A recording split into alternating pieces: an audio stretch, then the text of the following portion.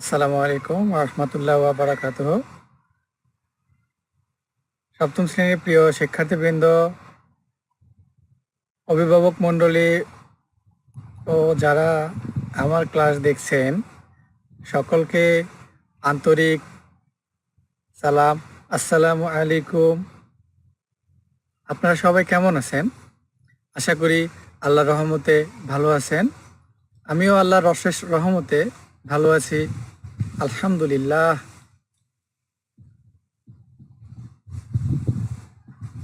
Online ক্লাসে সকলকে স্বাগতম জানিয়ে আজকের পাঠ শুরু করছি। আবারও তোমাদের স্বাগতম জানিয়ে আজকের ক্লাস শুরু করছি। আমরা মূল পাঠে যাওয়ার পূর্বে কয়েকটি ছবি দেখব।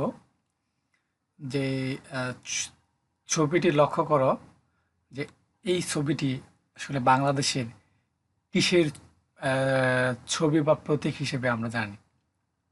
একটু খেয়াল করে বলো। একদম আমাদের সকলের পরিচিত একটি মনোগ্রাম বা ছবি। কিসের ছবি দেখতে পাচ্ছ?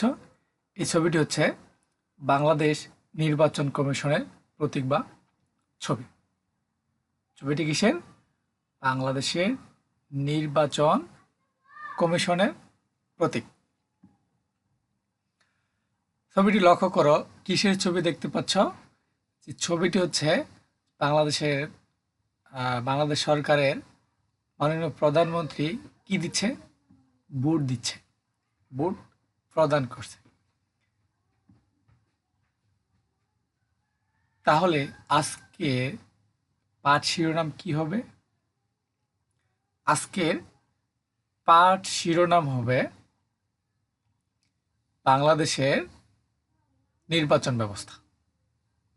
বাংলাদেশের নির্বাচন ব্যবস্থা, অধ্যায় ষষ্ঠ, শ্রেণী সপ্তম, বিষয় বাংলাদেশ ও বিশ্ব পরিচয়। শিক্ষণফল। এই পাঠ শেষে শিক্ষার্থীরা নির্বাচন কি তা বলতে পারবে, নির্বাচনের প্রয়োজনীয়তা ব্যাখ্যা করতে পারবে, নির্বাচন পদ্ধতি বর্ণনা করতে পারবে। প্রিয় শিক্ষার্থীবৃন্দ, আমি শিক্ষণফলগুলো আবারও বলছি। নির্বাচন কি তা বলতে পারবে, নির্বাচনের প্রয়োজনীয়তা ব্যাখ্যা করতে পারবে, নির্বাচন পদ্ধতি বর্ণনা করতে পারবে। আজকের এই পাঠ শেষে এই তিনটি শিক্ষণফল অর্জন করতে সক্ষম হবে।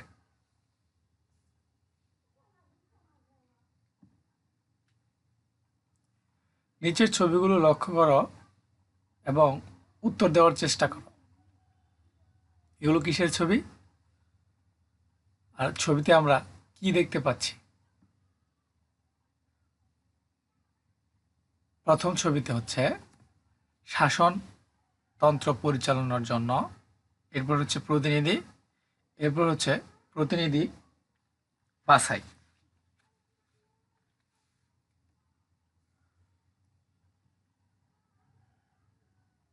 নির্বাচন একটি সাংবিধানিক প্রক্রিয়া। নির্বাচন কি?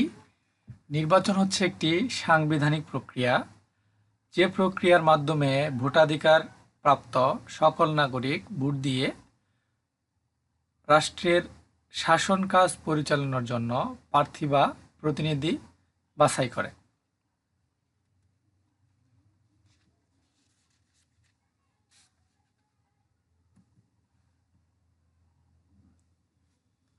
প্রিয় শিক্ষার্থীবৃন্দ, তোমাদের একক কাজ যে নির্বাচন কাকে বলে। আমরা একটু আগেই দেখলাম যে নির্বাচন একটি সাংবিধানিক প্রক্রিয়া, যে প্রক্রিয়ার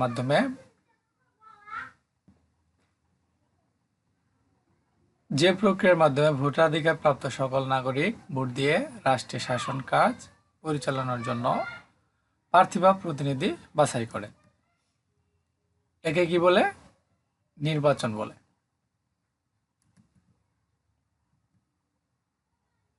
নির্বাচনের প্রয়োজনীয়তা। নির্বাচনের জন্য কি কি প্রয়োজন?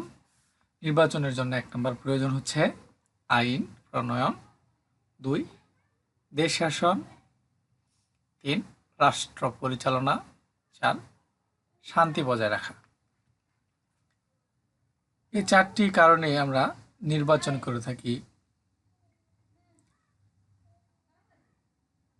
ভোট দিয়ে জনগণ কেবল তাদের প্রতিনিধি নির্বাচন করে না, কীরকম শাসন ব্যবস্থা তারা চায় সে সম্পর্কে তাদের মতামত প্রকাশ করে। সেদিক থেকে আধুনিক রাষ্ট্র নির্বাচনের কোনো বিকল্প নেই।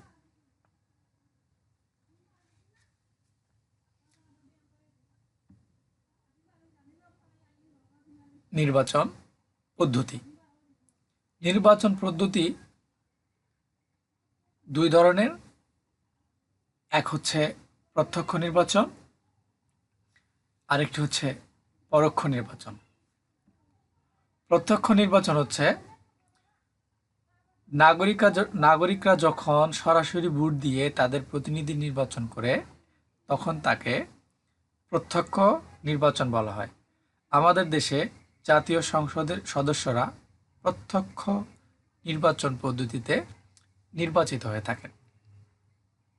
এছাড়া স্থানীয় সরকার যেমন ইউনিয়ন পরিষদের সদস্য ও চেয়ারম্যান, উপজেলা পরিষদের সদস্য ও চেয়ারম্যান, পৌরসভা কাউন্সিলর ও মেয়র এবং সিটি কর্পোরেশনের কাউন্সিলর ও মেয়রগণের প্রত্যক্ষ ভোটে নির্বাচিত হন। এরপর হচ্ছে পরোক্ষ ভোট। এ পদ্ধতিতে নাগরিকরা সরাসরি ভোট দিয়ে তাদের প্রতিনিধি নির্বাচন করে না। এখানে নির্বাচন হয় 2 ধাপে। প্রথমে নাগরিকরা সরাসরি ভোট প্রদানের মাধ্যমে জাতীয় সংসদের জন্য প্রতিনিধি নির্বাচন করে তারপর এই প্রতিনিধিরাই ভোট দিয়ে চূড়ান্ত প্রতিনিধি নির্বাচন করেন। বাংলাদেশের রাষ্ট্রপতি নির্বাচন এবং জাতীয় সংসদের সংরক্ষিত মহিলা আসনের সদস্য নির্বাচন এরকম পদ্ধতিতেই হয়ে থাকে। সাধারণ নির্বাচনের সময় নাগরিকরা ভোট দিয়ে জাতীয় সংসদের সদস্য নির্বাচন করেন। এই নির্বাচিত প্রতিনিধিরাই ভোট দিয়ে রাষ্ট্রপতি নির্বাচন করেন। একইভাবে জাতীয় সংসদের সংরক্ষিত মহিলা আসনের সদস্যরাও জনগণের সরাসরি ভোটে নির্বাচিত হন না। জাতীয় সংসদে নির্বাচিত সদস্যরাই ওই আসনগুলোর জন্য ভোট দিতে পারেন। প্রিয় শিক্ষার্থীবৃন্দ, আমরা নির্বাচন পদ্ধতির প্রত্যক্ষ ও পরোক্ষ পদ্ধতি সম্বন্ধে জানলাম।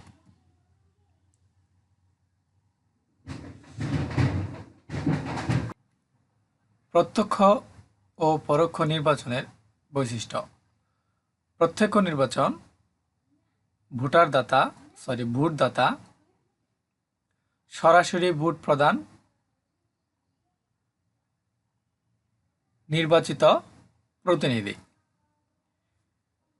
আর পরোক্ষ নির্বাচনের ক্ষেত্রে ভোটদাতা মধ্যবর্তী সংস্থা বা প্রতিনিধি, চূড়ান্ত প্রতিনিধি,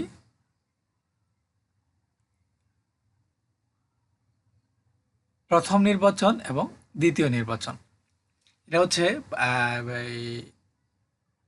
ভোটদাতা প্রথমে ভোট দিয়ে একজন প্রতিনিধি নির্বাচন করবেন এবং নির্বাচিত প্রতিনিধিগণ আবার ভোট দিয়ে প্রতিনিধি নির্বাচন করবেন। এজন্য প্রথম নির্বাচন সরাসরি ভোটার ভোট দিবে এবং দ্বিতীয় নির্বাচনে প্রতিনিধিরা ভোট দিয়ে নির্বাচিত করবেন।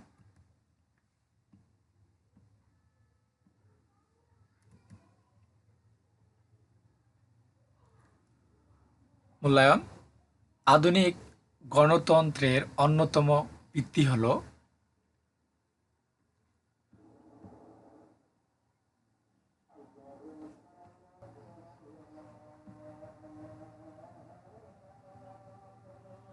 নির্বাচন।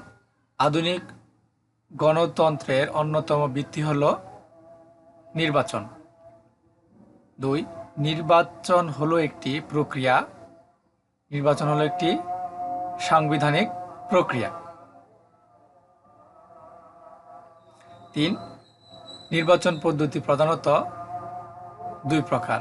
নির্বাচন পদ্ধতি প্রধানত কয় প্রকার? 2 প্রকার। 4 বাংলাদেশের জাতীয় সংসদের মোট আসন সংখ্যা কতটি? বাংলাদেশের জাতীয় সংসদের মোট আসন সংখ্যা 350টি। বাড়ির কাজ, তোমার দেখা একটি নির্বাচনের বর্ণনা দাও। প্রিয় শিক্ষার্থীবৃন্দ, নির্বাচনের বর্ণনা প্রবন্ধ আকারে লিখে আনবে এবং পয়েন্ট আকারে উল্লেখ করবে। ধন্যবাদ ক্লাসে সহযোগিতা করার জন্য। আজকের মতো এখানেই ক্লাস শেষ করব। পরবর্তী আরেকটি ক্লাস দেখার আমন্ত্রণ জানিয়ে এখানে ক্লাস শেষ করছি। আসসালামু আলাইকুম ওয়া রাহমাতুল্লাহি ওয়া বারাকাতুহু।